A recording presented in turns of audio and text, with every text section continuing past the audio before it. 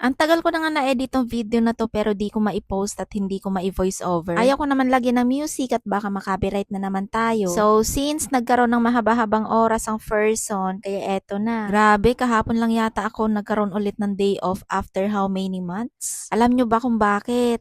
Kasi brownout na naman. Parang kaka-post ko pa lang nung isang araw nagagawa pa din kahit brownout. At kahapon ay brownout nga ulit. Yes, ganyan kadalas ang brownout sa amin. Maghapon pa yan ha. Pero naging blessing in disguise nga siya dahil nagkaroon ulit ako ng pahinga after a very long time. Kasi literally tulog na lang ang pahinga ko kaya madalas ako ma-burnout. At kahit bagong gising ay pakiramdam ko pagod agad ako kahit wala pang ginagawa. Grabe, ang hirap kumayo. Kaya wag na kayo magtaka kung bakit palaging madumi ang kuko ko kasi kahit sarili ko di ko na maasikaso kagagawa ng order.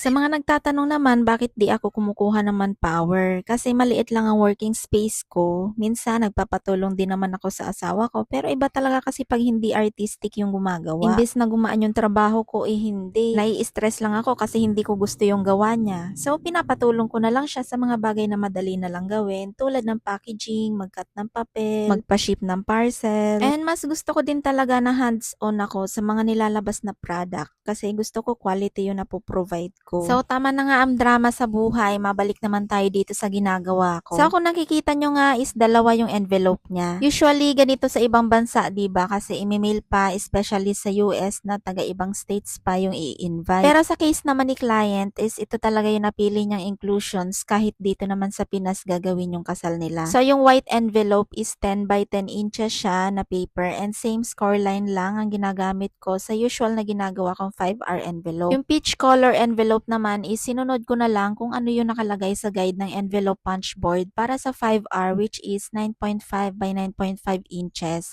para magkasya siya sa white envelope. Ganitong size usually yung nabibiling gawa ng envelope kaya mas prefer ko talaga na ako yung gumagawa ng envelope lalo na kapag bulky yung ilalagay sa loob. Kasi yung ibang gawa na is sakto lang talaga siya para sa 5R inserts. Kung makikita nyo nga medyo struggle na din pagkasyahin yung inserts para sa 5R card na nasa guide ng envelope punch board kaya 10 by 10 inches din talaga yung ginagamit kong paper para mas malaki din ang envelope na magawa. So, eto na nga yung final product. Peach yung motif ni client and coral peach yung napili niyang color for envelope and rose gold naman para sa foiling para mas malapit sa motif nila. Sa mga baguhan nga dito sa page ko na nagtatanong kung paano ang foil printing, may post na po ako about dyan kaya scroll na lang dito sa page ko. Usually yung mga tanong naman ng beginner is nasagot na. Ilalagay ko na lang sa comment section yung mga materials na ginamit ko dito. For more printing tips and ideas, don't forget to follow my page, mag-react at comment sa mga post ko. Thank you for watching!